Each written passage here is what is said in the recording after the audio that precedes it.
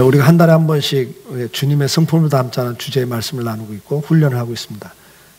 매주 주보에 그 성품 훈련 교환이 나가고 있는데요. 그거 가지고 아이들과 꼭 대화를 하시고 아이들 훈련시켜 주시면 좋겠고요. 아이들을 다 키우신 분들은 그거 갖고 자기 훈련을 하면 참 좋겠습니다. 오늘은 이제 이번 한 달은 깊이 있음입니다. 경고함. 이 경고함은 오래 참음이 나오고 그 경고함과 오래 참음은 깊이 있음을 만듭니다.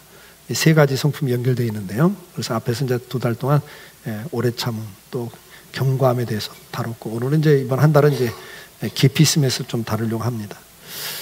오늘 우리 현 시대를 우리는 외모 지상주의 시대라, 획일주의 시대라 그렇게 이야기를 합니다. 외모 지상주의라고 하는 것은 루키즘이라고도 신조어를 만들어 쓰고 있습니다. 룩, 보다 하는 거죠. 그냥 보는 것을 최고의 가치를 부여하는 이 루키즘이란 신조어가 지금 만들어져 있는데 이 루키즘이란 신조어는 뉴욕타임즈의 칼럼니스트인 윌리엄 세파이어라는 사람이 만든 단어입니다. 그 의미는 뭐냐? 용모가 외모, 용모가 개인 간의 우열과 삶의 성패를 좌우하는 기준이 된다. 그러니까 이게 좀 요즘 이 시대는 동서양을 막론하고 이 외모, 용모가 개인의 삶과 성공의 성패를 좌우하는 기준이 된다는 거죠. 실제로 한국에서도 우리가 현실적으로 이런 일들을 이미 보고 있습니다. 외모에 따라서 취직은 물론 사회활동에도 차별을 받는 이런 일들을 우리는 일상적으로 지금 겪고 있기 때문에 요즘 젊은 세대는 특히 외모에 많은 관심과 시간과 물질을 투자하고 있습니다. 뭐 좀 오래된 건 아닙니다만은 한 2, 3년 전인가 저는 뭐 기억을 잘 못하니까 근데 TV에서 한번 그 실험을 하더라고요. 아주 이제 얼굴이 예쁜 아가씨가 길을 가다가 일부러 부딪히죠. 그러면서 물건을 떨어뜨리는 거예요. 그러면서 이제 그 상대편의 반응이 어떻게 나오는가. 그거 보신 분 계세요? 또 하나는 좀 안 예쁜 아가씨가 또 일부러 부딪혔는데 그냥 의도적으로 부딪힌 거 실험을 위해서. 그때 그 상대의 반응을 이렇게 보는 거죠. 어떤 상황인지 아시겠죠? 어떤 반응들인지 아시겠죠? 탁 부딪히니까 막 화가 나고 딱 쳐다보다가 너무 예쁜 여자가 부딪히니까 어떻게 했어요? 반응이. 막 괜찮다고 그럼 막 물건 집어줘요. 근데 안 예쁜 여자하고 부딪혔을 때는요. 화내는 거예요. 똑바로 보고 다니라고 이러고 뭐 주워주기는 그냥 가버리죠. 대부분의 반응이 그런 거예요. 이게 오늘 우리 현실입니다. 근데 이것이 오늘만의 이야기는 아닙니다, 여러분. 요즘 시대가 그 외모 지상주의 아니에요. 이미 옛날부터 그랬어요, 옛날부터 사람은 외모를 중요하게 생각합니다. 오늘 이제 우리가 다룰 주제는 바로 그런 주제입니다.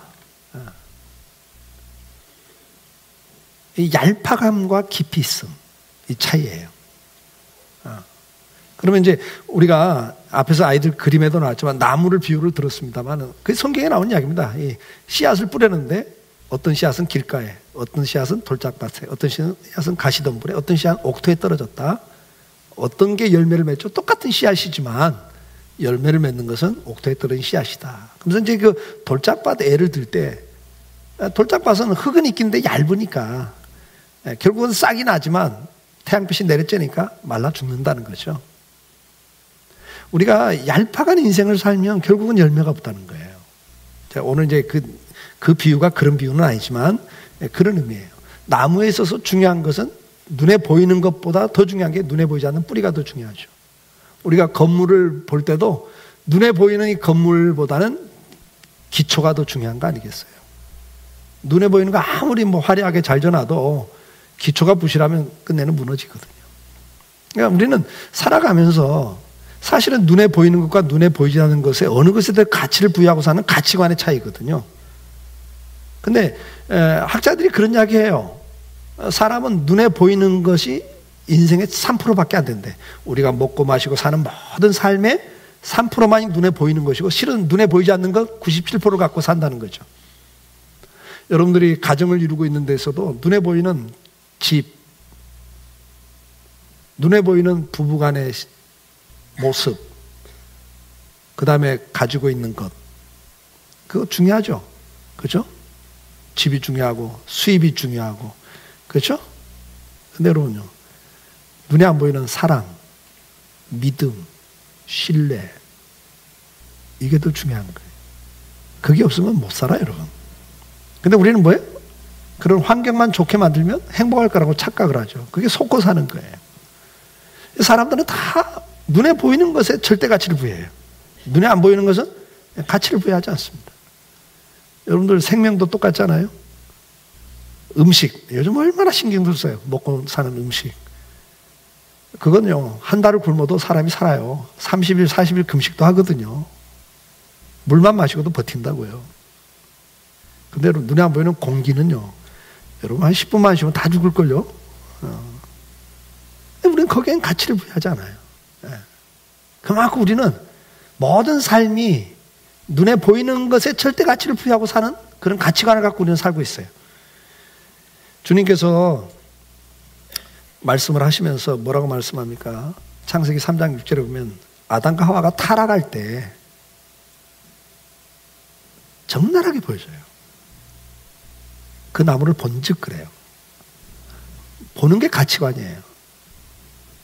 근데 그 보는데 어떻게 보여요? 먹음직하고 보암직하고 지혜롭게 할 만큼 탐스럽다라 그랬어요. 그러니까 눈에 보이는 것이 절대 가치가 되니까 어떻게 되죠? 하나님과의 관계, 하나님 말씀은 다 무의미해져 버리는 거예요. 그냥 먹게 돼버리죠. 이게 사람이 처음부터 이래요. 눈에 보이는 것에 절대 가치를 부여하고 삽니다. 우리 속담도 있어요. 보기 좋은 떡이 먹기도 좋다. 이게 다 속는 말이에요, 사실은. 그러니까 포장만 화려해지잖아요. 막 농약 뿌리고 막 광택제 뿌려가지고라도 막 야채도 막 번들번들하고 바짝바짝하고, 약을 뿌려서 뭐 이틀이 가도 3일 가도 안 시들어. 그래야 좋아하니까. 김도 막 그냥 까매가지고 바짝바짝 해야 되니까 구두 광약 거기다 뿌리잖아요. 모르셨죠?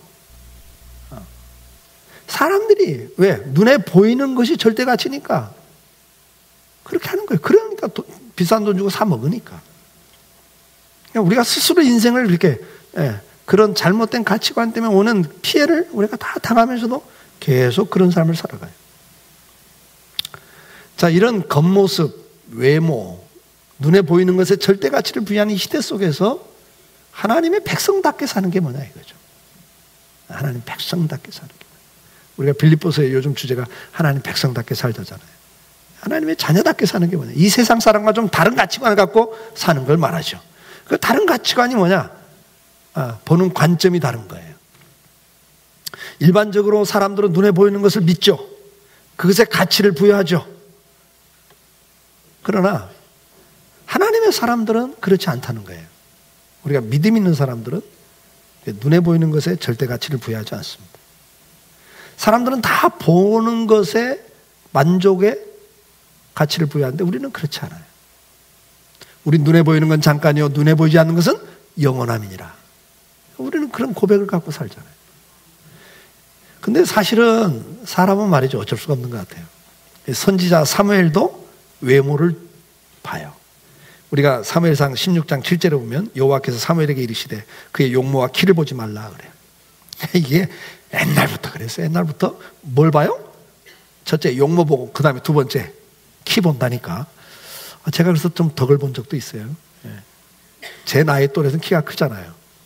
저는 닉네임이 뭐였다고요? 후방 100m 미남. 뒤에서 보면 멋있다고 그랬어요. 앞에 보면 막 얼굴에 주근깨도 많고 뭐 이렇게 잘생긴 얼굴은 아니거든요.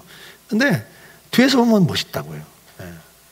사람은 이렇게 키를 봐요. 우리 아가씨들 다 그렇죠? 결혼 상대할 때 제일 보는 게 뭐예요? 용모, 키. 몇 센치 이마는 용납이 안 돼 막 이러다네. 근데 이게 선지자도 그렇게 봐요. 선지자도. 하나님께서 사울 왕을 패하시고 이제 새로운 왕을 기름 부으라 그러면서 이세의 아들들 가운데 내가 하나를 기름 붓겠다. 그러니까 사무엘 선지자가 이세한테 와가지고 뭐라고 아들들 다 데려와. 내가 한 사람 기름 부을 거야. 이런단 말이에요. 그때 이세도 아들들 다 데려다는데 다윗은 너는 양이나 지키고 있어 이래버린다고요. 그러니까 아버지가 봐도 다윗은 왕감이 아닌 거야 이게. 그냥 양이나 치고 있으라는 게 너는. 근데 이제 엘리압을 비롯해서 이세 아들들이 장남부터 이렇게 순서대로 쫙 서는데 장남을 딱 보는 순간 이 사람이구나. 선지자가 그렇게 마음 먹은 거예요. 왜요? 용모가 잘생긴 데다 키까지 커. 이 사람이구나 그러거든요. 사울왕이 그랬단 말이에요. 사울왕이 용모와 키가 빼어났어요. 사람들이 다 박수 쳤다고. 근데 끝내는 타락해서 망하잖아요, 사울왕이. 스펙이 좋다고 해서 여러분 이 사회 나라와 민족 앞에 기여를 합니까? 그 좋은 스펙 가지고 자기 부정부패하고 나라와 민족 생각하지 않는 지도자들이 얼마나 많은데요. 근데 우리는 거기에 계속 의미를 부여하고 가치를 부여해야 한다고요. 그렇게 속고 살면서도. 여러분 결혼할 때 그거 보고 결혼하고 후회하는 인생 살고 계세요? 안 살고 계세요? 박력 있는 남자가 만났더니 박력 있는 주먹이 날라오고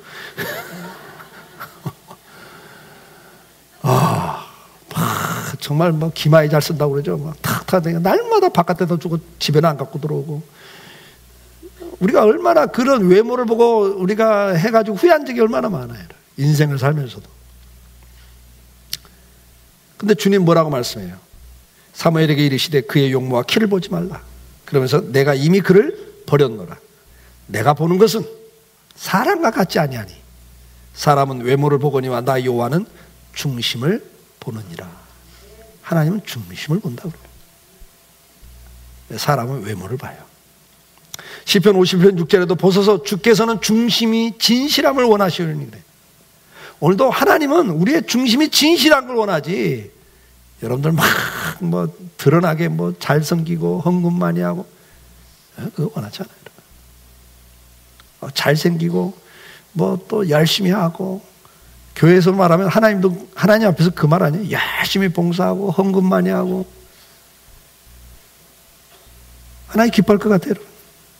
그 많이 한 만큼 열심히 한 만큼 말이 많고 원망이 많고 헌금 많이 한 만큼 자기 권리 주장하고 자기 마음대로 안 되면 열받고 그러면 여러분요 하나님이 그거 기뻐하시겠냐고. 하나님 그래요. 야 돈이 없냐 내가? 저 산에 있는 금은보화가 다 내 거다. 그래요. 오늘도 하나님은 깊이 있는 분이에요. 사람은 막 뭐 이렇게 막 화려하고 잘하면 막 박수 치잖아요. 하나님은 그렇지 않다는 거예요.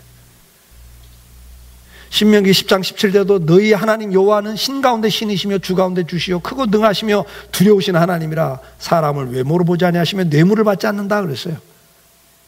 뇌물을 받지 않는단 말이 뭐예요? 막 잘한다고 해서 막 이런 분이 아니란 말이에요. 막 헌금 많이 한다고 막 이런 분이 아니라는 거예요. 그 중심을 보신다, 그 중심. 사도행전 10장 34절에도 하나님은 사람을 외모로 보지 않는다 그랬고 로마서 2장 11절에도 하나님은 외모로 사람을 취하지 않는다. 하나님이 사람을 쓸 때도 그 사람의 외모나 스펙을 보고 하나님이 당신의 사람을 부르지 않아요. 하나님은 그 중심을 봐요. 요한복음 7장 24절에도 외모로 판단하지 말고 공의롭게 판단하라 그랬어요. 근데 우리는 그렇게 살질 않아요. 예수님이 부활하셨을 때도 제자들이 믿지 못하죠. 왜? 도마가 말해요. 나는 봐야 믿겠다. 예수님 부활했다고? 난 못 믿어. 예수님의 그 손에 못 자국, 옆에 옆구리에 창 자국 내가 직접 만져보지 않고 난 못 믿겠어 이런단 말이죠. 이게 사람이에요. 여러분. 그때 주님이 나타나셔서 뭐라고 말씀합니까? 요한복음 20장 27절에 도마에게 이르시되 내 손가락으로 이리 내밀어 내 손을 보고 내 손을 내밀어 내 옆구리에 넣어봐라 그래요. 넣어봐라. 그래야 믿음 없는 자가 되지 말고 믿는 자가 되라. 그러면서 28절에 뭐라고 말합니까? 도마가 대답하되 나는 주님이시오 나의 하나님을 믿습니다 그럴 때 29절에 중요한 말씀을 하죠. 너는 나를 본 거로 믿냐? 보지 않고 믿는 자가 더 복되다. 우리는 자꾸 뭘 봐야 가치를 부여한단 말이에요. 뭘 봐야 믿어요. 네, 여러분 눈에 보이는 건 3%밖에 안 된다니까요. 눈에 안 보이는 게 훨씬 중요한 거예요. 우리 가치관이 좀 바뀌어야 됩니다. 죄가 들어오면 사람이 이렇게 타락하면 이렇게 되는 거예요. 그래서 우리가 지금 이 전환, 가치관이 좀 전환돼야 됩니다. 오늘 주님께서는 우리에게 뭘 이야기하냐면 우리가 사람을 대할 때도 환경을 대할 때도 깊이 있게 보라는 거예요. 우리는 사람을 볼 때 뭘 봅니까? 그 사람의 외모를 봅니다. 키를 봅니다. 그리고 평가를 합니다. 그 다음에 그 사람의 신분을 봅니다. 그 사람이 얼마나 많이 가졌냐를 봅니다. 스펙을 봅니다. 그건 얄팍한 사람이라는 거예요. 하나님이 너 깊이 있게 바라는 거예요. 사람을 볼 때 그런 관점으로 보지 말라는 거예요. 그래서 이 깊이 있으면 첫째 관점의 문제예요. 어떤 관점을 갖고 보냐, 외모를 보냐, 내면을 보냐, 그 사람의 신분과 가진 걸 보냐, 그 사람 자체를 보냐, 이 관점의 차이라는 거예요.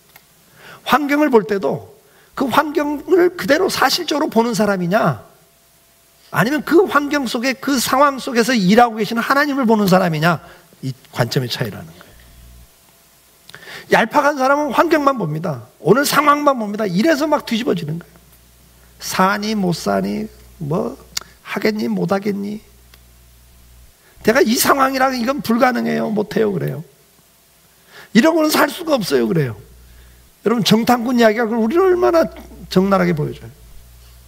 이스라엘의 최고 정예 요원들 아닙니까? 문무를 겸비한 최고의 젊은 정예 요원들이 정탐하고 돌아와서 객관적으로 그들이 사실을 이야기해요.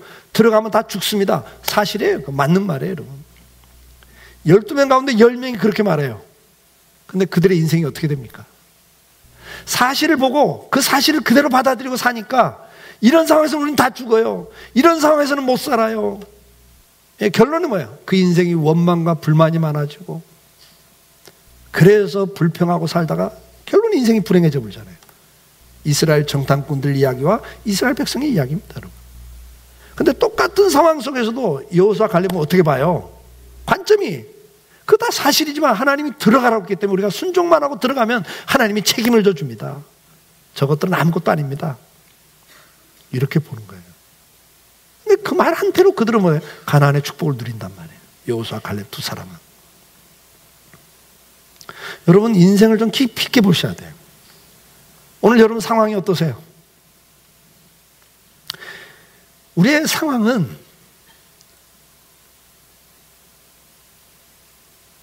좌절, 절망, 두려움을 가질 수밖에 없는 상황들이 계속 밀려오는 파도처럼 밀려오는 게 인생이라고 그랬잖아요. 그런 많은 문제들 속에서 내가 어떤 관점을 갖고 보느냐에 따라서 어떤 태도가 나오거든요. 그래서 이제 깊이 있으면 태도로 연결이 돼요. 관점과 그 다음에 태도로 연결이 됩니다. 시편 8편 4절을 보면 사람이 무엇이게 주께서 그를 생각하시며 인자가 무엇이게 주께서 그를 돌보시나이까 그랬어요. 다윗의 이야기입니다 여러분. 다윗은 자기가 양을 치던 사람이야. 아버지조차도 왕감으로 생각지 않았던 사람입니다. 그런데 하나님이 자기를 왕을 만들었거든. 고백하는 거예요. 도대체 하나님 내가 뭐길래 이렇게 생각을 해주시고 돌보고 계십니까? 시편 143편 3편에도 여호와여 사람이 무엇이게 주께서 그를 알아주시며 인생이 무엇이게 그를 생각하시나이까. 여러분 한번 생각해 보세요. 하나님이 우리를 대하실 때 가문을 보셨어요? 학벌을 보셨어요? 얼마나 가진 걸 보셨어요? 얼마나 잘할 건가를 보셨어요? 그렇지 않다는 거예요. 하나님은 오늘도 우리를 보실 때 우리의 가진 그 무엇을 보지 않고 우리 자체를 보시는 거예요. 우리 자체를 사랑하시는 거예요. 알아주고 계신단 말이에요. 마음에 생각하고 욥기 7장 17절에 사람이 무엇이게 주께서 그를 크게 만드사 마음에 두시고 그래요. 하나님이 도대체 내가 뭐길래 나를 오늘도 마음에 두시고 오늘도 생각하고 계시고 돌보고 계시냐는 거예요. 이게 감격이었다고요. 성도들에게는. 요나서 4장 10절에도 보면 요나가 이 니네 사람들이 저주받기를 원하죠. 왜? 원수니까. 이스라엘을 계속 괴롭히는 사람들이니까 그 나라가 망했으면 좋겠는 거예요. 우리 일본도 뭐 태풍이 와도 어느 쪽으로 갔으면 좋겠어요. 중국, 한국, 일본. 남태평양에서 태풍이 올라오다가 어느 쪽 턴하기를 원하세요? 기상캐스터가 아우 다행히 일본 쪽으로 갔습니다 이렇게 했다가 일본으로 항의받았잖아요. 사과했어요 여러분. 근데 그게 본심이야. 그죠? 이왕 올라면 어디로 가? 그것도 센 태풍이면, 막 일본 쪽으로 간다면 또 세가지고 피해가 많이 났으면, 이런 생각이 들어요, 안 들어요? 아니, 솔직히. 아니, 미안해. 나는 그런 마음이 좀 들더라고요. 일본을 쳤다 그러면 좀 센 게 갔으면 막 이런 마음이 들더라고요. 이게 참 얼마나 악해요. 근데 하나님은 그러지 않는다는 거죠. 이 박능쿨 이야기를 하면서 너무 뜨거우니까 더우니까 막 그냥 이거 망했으면 좋겠는데 이게 하나님 망하기도 안 하고 있으니까 막 보고 있으니까 막 진짜 화가 나는 거예요. 근데 막 태양빛이 너무 뜨겁게 내려쬐니까 막 이제 막 하나님 나 죽이세요. 불러가세요. 막 이러고 있어요. 막. 그러니까 그 상황이 짜증 나거든요. 힘들거든요. 그러니까 나 이제 그만 됐어요. 불러가세요. 근데 박능쿨 하나가 쫙 막 하룻밤 사이 퍼지더니 그늘을 딱 가려주니까 너무 좋은 거야. 근데 그냥 하나님 벌레를 한 마리 해갖고 벌레가 먹어갖고 금방 또 시들어 버리니까 막 짜증을 내는 거예요. 나 죽여달라고 막 이렇게 말해요. 어떻게 그런 말을 할까? 죽여달라 소리를 할까? 근데 우리도 그러잖아요. 차라리 죽어버렸으면 좋겠네. 이런 말 할 때 많잖아요. 그런 상황에 요나서 4장 10절에 하나님께서 이렇게 말씀해요. 하나님이 이르시되 여호와께서 이르시되 네가 수고도 아니하였고 재배도 아니하였고 하룻밤에 났다가 하룻밤에 말라버린 이 박능쿨도 아꼈거든. 하물며 이 큰 성읍 느느웨에는 좌우를 분별하지 못하는 자가 12만 명이요 가축도 많이 있나니 내가 어찌 아끼지 않겠느냐. 하나님은요 세상 사람들이 볼 때 죄인들이에요. 이 니느웨 사람들은 얼마나 악랄했던지 전쟁에서 사람을 죽이면 목을 베다가 쌓아놨어요. 성처럼 해골을. 그런 민족이라고. 그것도 아주 이스라엘을 그렇게 괴롭힌 민족이에요. 그러니까 이스라엘 사람인 요나 입장에서는 이건 망하는 게 기쁨이죠. 근데 그들을 회개시키라고 가서 말하니까 도망가 버린 거 아니에요. 그러다 또 끌어다 놓으니까 마지못해 해놓고는 저거 빨리 망하게 해달라고 그러고 있는 거예요. 하나님 그들도 아낀다는 거예요. 그들이 어떤 사람이냐가 중요한 게 아니라 그들도 아끼고 있다. 내가 그 짐승까지도 아끼고 있다. 이게 주님이라고요. 얄팍하다는 게 뭡니까? 나한테 잘해주면, 내가 좀 필요한 사람이면, 도움이 될 만한 사람이면 막 아부하고 잘해주고 친절을 베풀고 막 가까이 하고, 나한테 별 볼 일 없으면 뭐 시큰둥, 나한테 피해를 주면 뭐 그냥 냉정하게 등을 돌려버리는, 사용 가치가 있으면 가까이 하고 가치가 없다고 생각하면 팽을 해버리는, 우리말에 그냥 달면 삼키고 씹으면 뱉는 그런 게 얄팍한 인생이라는 거예요. 주님은. 성도는 그래서는 안 된다는 거예요. 주님이 언제 우리가 그런 걸 보고 막 그렇게 부안해동하시는 분이냐 이거예요. 오늘도 변함없이 우리를 돌보고 계십니다. 마음에 품고 가시는 분이란 말이에요. 마태복음 18장 10절에도 삼가 이 작은 자 중에 하나도 없인 여기지 말라. 너희에게 말하니 그들의 천사들이 하늘에서 하늘에 계신 내 아버지의 얼굴을 항상 배우느니라. 이 말씀을 보면 우리에게 나를 지켜주고 하나님의 뜻을 따라서 나에게 역사하고 있는 천사가 있다는 게 사람마다, 그리고 그 천사들이 매일 하나님 앞에 보고하고 하나님의 지시를 받고 있다는 이야기예요. 네 옆에 있는 적은 소자가 뭐예요? 우리를 말하면 소외당한 사람들이에요. 이 사회적으로 세상적으로 이미 버림받고 무시당하고 멸시당하고 이미 실패한 사람들, 아무 발언권이 없고 뭐 죽어나가도 누구 하나 관심 두지 않는 그런 소자, 적은 자, 소외된 자를 말하죠. 주님은 그런 사람들에게 오늘 관심 갖고 계시고 보고 있다는 거예요. 지켜보고 있고 돌아보고 있고. 네가 하나님의 자녀라면 너도 그래야 한다는 거예요. 우리에게 그 말씀을 해요. 적은 소자에 업신여기지 마라.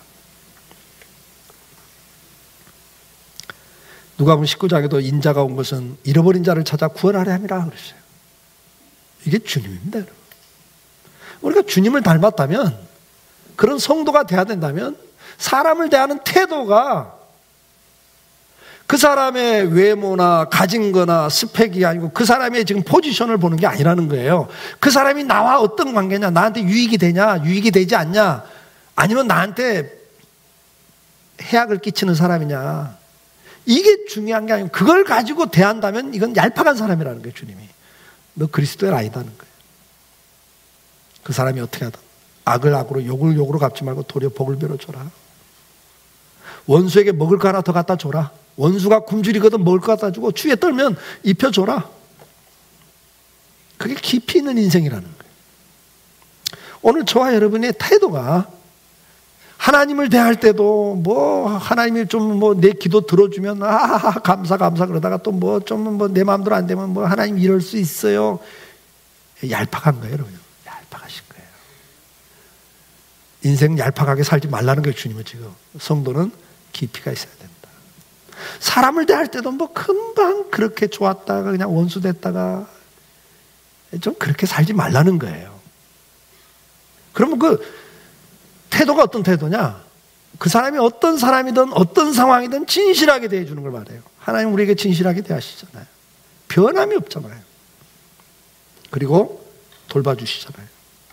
그러니까 진실하게 성실하게 대해주는 게 깊이 있는 사람이고, 오늘 우리가 빌립보에서 계속 이야기한 것처럼 그리스도의 마음을 품고 겸손히 섬겨주는 사람, 사랑으로 섬겨주는 사람, 이게 깊이 있는 사람이라는 거예요. 결론은 사랑을 가지고 깊이 이렇게 사람을 대하는 것. 이번 한 달 이거 우리 훈련할 수 있기를 축복합니다. 하나님께서는 이렇게 깊이 있는 인생을 사는 사람들에 대해서 말씀을 해요. 뭐라고 말씀합니까? 이런 깊이 있는 사람은 인생이 휘둘림을 당하지 않고 흔들리지 않는다는 거예요. 이사야 26장 3절에 주께서 심지가 견고한 자를 평강하고 평강하도록 지키니 이는 그가 주를 신뢰함이니이다. 시편 56편 3절에 내가 두려워하는 날에는 내가 주를 의지하리이다. 내가 하나님을 의지하고 그 말씀을 찬송하올지라. 내가 하나님을 의지하였은즉 두려워하지 아니하리니 혈육을 가진 사람이 내게 어찌하리요. 정말 두려움을 가질 수밖에 없는 상황이라고요 지금. 그런데도 두려워하지 않습니다. 왜? 깊이가 있으니까. 그 깊이 있다는 게 뭐예요? 상황을 보지 않고 그 상황 속에 오늘도 나와 함께 하시는 하나님을 보는 사람이라고 그랬잖아요. 여러분 믿음이 깊이 있게 갈 수 있기를 축복합니다. 뿌리를 내려서 견고할 수 있기를 축복해요. 얄팍하게 무슨 뭐 그냥 조그만 핍박이 오고 조그만 어려움이 있으면 그냥 신앙이 죽어버리고 시험 들었다고 난리가 나고, 그건 얇은 거예요. 깊이 있게 갈 수 있기를 축복해요. 많은 성도들은 고백합니다. 시편 18편 29절 내가 주를 의지하고 적군을 향하여 달리며 내 하나님을 의지하고 담을 뛰어넘나이다. 내가 도저히 감당할 수 없는 일, 내 능력의 한계를 벗어난 일을 쫓아 나는 감당할 수 있습니다 고백을 해요. 왜요? 주님을 의지하기 때문에. 삶의 태도가 벌써 깊이 있는 사람은 달라지는 겁니다. 어느 때 나타납니까? 인생의 문제를 직면할 때 깊이 있는 사람은 삶의 결과가 달라지게 나타납니다. 고린도후서 4장 16절에도 이렇게 고백합니다. 그러므로 우리가 낙심하지 않냐노니 그래요. 겉사람 후피하라. 이게 뭐야? 겉사람이 낡아진다는 건 뭐예요? 우리 환경이나 모든 것들이 병이 들고 부도가 나고 회사에서 실직이 되고 낡아지는 거죠. 그러나 그것 때문에 낙심하지 않습니다. 그것 때문에 오히려 내 속은 더 새로워지고 있습니다. 이게 뿌리가 깊은 깊이 있는 사람의 모습이란 말이에요. 성도는 오늘도 하나님 안에 깊이 있는 사람이에요. 그렇게 살 수 있기를 축복해요. 에베소 3장 16절은 뭐라고 그래? 그의 영광의 풍성을 따라 그의 성령으로 말미암아 너희 속사람을 능력으로 강건하게 하시며 그래요. 오늘도 성령 안에 있으면 능력으로 내 속사람이 강건해진다는 거죠. 은혜에 있으면요 사람은요 담대해요. 편안하게 그 상황을 직면해요. 직시해요. 그게 성도의 특징입니다. 그래서 시편 112편 7절에 그는 흉한 소문을 두려워하지 아니하며 여호와를 알고 그 마음을 굳게 정하였도다. 흉한 소문 때문에 흔들리지 않는다는 거예요. 두려워하잖아요. 이게 깊이 있는 사람이 인생을 벌써 사는 태도가 달라진 거죠. 결과가 엄청나게 다른 겁니다, 여러분. 얄팍한 인생과 깊이 있는 인생은 위기에 직면할 때 나타나요. 잘 될 때는 다 비슷합니다. 그러나 정말 위기에 직면할 때, 어려움을 겪을 때 깊이 있는 사람은 인생이 벌써 틀려요. 그렇게 갈 수 있기를 축복해요. 고린도후서 4장 7절에 바울은 이렇게 고백합니다. 우리가 이 보배를 질그레 가셨으니 이는 심히 큰 능력은 하나님께 있고 우리에게 있지 아니함을 알게 하려 함이라. 그러면서 뭐라고 그래요? 우리가 사방으로 우겨쌈을 당했다 그래요. 사방으로 우겨쌈을 당해 길이 없는 거예요. 그래도 길이 막히지 않았다 그 말이에요. 답답한 일을 당해요. 도저히 뭐 해결 방법이 없어요. 근데 낙심하지 않는다는 거예요. 그래서 또 뭐라고 말해요? 박해를 받아요. 비난과 조롱을 당하고 모함을 당해요. 그런다고 거꾸로 지지 않는다. 모함당했다고 비난당했다고 좌절하고 인생 포기하지 않는 거예요, 성도는요. 근데 이제는 뭐예요? 거꾸로 뜸을 당하지 않았어요. 아직은 버티고 있어. 근데 이제는 뭐예요? 그 다음에요. 또 이제 심각한 말씀. 이제 거꾸로 뜸을 당해버린 거예요, 그냥. 이제는 막 완전히 이제 끝나버린 거예요. 그런데도 망하지 않더라. 세상에서는 없는 이야기입니다. 오늘 성도의 삶은 그렇습니다. 깊이가 있는 성도는 어떤 상황에도 그것 때문에 두려워하거나 낙심하거나 좌절 않고 인생을 포기하지 않습니다. 오늘 저와 여러분이 이 험악한 세상을 살아가면서 이 깊이 있는 성도의 길을 걸을 수 있기를 축복해요. 이번 한 달 그거 훈련하자고요. 연습해보자고요. 에레미야 17장은 이렇게 결론을 짓습니다. 5절에 여호와께서 이와 같이 말씀하시니라. 무릇 사람을 믿으며 그 다음에 육신으로 그의 힘을 삼고 마음이 여호와에게서 떠난 그 사람은 저주를 받는다 그랬어요. 여러분 잘 보세요. 여러분 성경을. 사람을 믿어. 사람을 외모로 취해. 나 필요하면 가까이 하고 필요 없으면 버리고, 가진 사람 앞에 가서 무릎 꿇고 없는 사람 무시하고 멸시하고 살아요. 이건 굉장히 얄팍한 사람이거든요.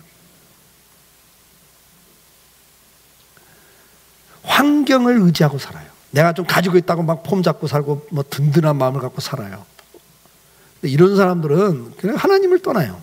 하나님 믿지 않고 의뢰하지 않아요. 근데 이 사람들이 저주를 받는다 그랬어요. 그러면 저주가 뭐냐 이게. 이 사람들이 받는 저주의 내용이 뭐냐. 6절에 그 저주의 내용이 나와요.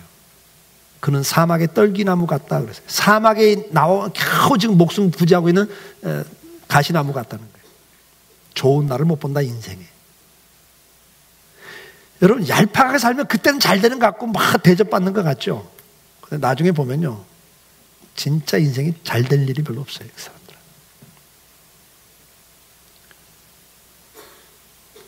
사람 차별하고 나 필요하면 잘하고 필요 없으면 팽하고 이렇게 사는 사람은 막 임경변 뛰어나고 잘 사는 것 같죠. 근데 성경은 분명히 이야기해요. 사막에 있는 떨기나무 같다 인생이. 좋은 날 못 본다. 그 다음에 어떤 인생을 산다고요? 광야, 간조한 곳, 건건한 땅, 사람이 살지 않은 땅에 살리라 그랬어요. 이 말이 무슨 말이에요, 여러분? 인생이 팍팍한 거예요. 황폐한 거예요. 주변에 사람이 없다는 이야기. 제가 여러 번 이야기했잖아요. 제가 LA 집회 갔다 만났던 현대조선 총무이사였던 양집 사람분 이야기했잖아요. 현대 조선의 총무이사라면서 그 지역의 법 쪽에 검찰, 정보 쪽, 언론 쪽 자기 모르는 사람 간첩이라고. 그만큼 인맥이 많았다는 거죠. 대접받고 살았고. 암이 딱 걸려갖고 어떻게 됐다고요? 3개월, 6개월 휴직하다 그래도 안 나으니까 할 수 없이 사표를 냈는데, 그래갖고 이제 제가 미국 집회하는 교회 서울대 동기인데 요양하러 왔다가 집회하니까 참석을 해놓고 식사하면서 그 이야기를 하는 거예요. 목사님, 나 정말 내 주변에 사람 많았습니다. 친구 많았습니다. 근데 명찰 딱 떨어지니까 현대조선의 총무이사라고 하는 명찰을 딱 띄워놓으니까 사표 딱 내니까 다 없어졌습니다. 그래서 한 말, 그만둔 친구들 다 명찰 친구였습니다. 그 말, 명찰 친구. 우리 말도 있어요. 정승집 개가 죽으면 문전성시를 이루지만 정승이 죽으면 썰렁한 거예요. 그게 세상의 인심입니다. 그렇게 살면 안 된다는 거예요. 그렇게 얄팍하게 인생을 살면 결국 언제나 내 인생이 이렇게 건조한 땅이 돼요. 황폐해져요. 무의미해져. 주변에 사람이 없어요. 지금은 잘 나갈 땐 사람이 있지만 여러분 보세요. 여러분 인생에서 중요한 고비에 갔을 때 주변에 여러분 사람 없습니다. 그게 저주라는 거예요. 저주. 좀 깊이 있게 살 수 있길 축복해요. 좀 우리 인간관계도 좀 깊이 있게 합시다. 예수 믿는 사람은 그래야 된다는 거예요. 세상 사람은 외모로 취하고 실리를 취하고 다 그렇게 살지만, 그래도 여러분 가족 가운데, 여러분 일터에서 그래도 믿는 사람은 좀 달라야죠. 그게 뭐예요? 관점이 다르고 태도가 다른 거예요. 좀 더 진실하게, 성실하게 그리스도의 사랑을 가지고 사랑하고 섬겨주시면 여러분들이 나중에 어떻게 돼요? 오늘 그 에레미야 6절 넘어가면 어떻게 돼요? 그러나 무릇 여호와를 의지하며 여호와를 의뢰하는 그 사람은 복을 받을 것이라. 그는 물가에 심겨진 나무가 뿌리를 강변에 뻗치고 더위가 올지라도 두려워하지 아니하며 그 입이 청청하며 가뭄은 해 가뭄이 와도 걱정이 없고 결실이 그치지 아니한 같으리라. 정말 인생의 위기가 왔을 때 뿌리 깊게 살았던 인생들은 열매를 거둡니다. 이 축복 기억하시고 이번 한 주뿐만 아니라 이번 한 달 좀 깊이 있는 인생을 살자. 깊이 있는 사람이 되자. 얄팍한 인생 살지 말고, 얄팍한 사람 되지 말고 좀 깊이 있는 삶을 살자. 이렇게 좀 다짐하면서 하나님을 대하시고 사람을 대하시고 환경을 대할 수 있기를 주의 이름으로 축복합니다.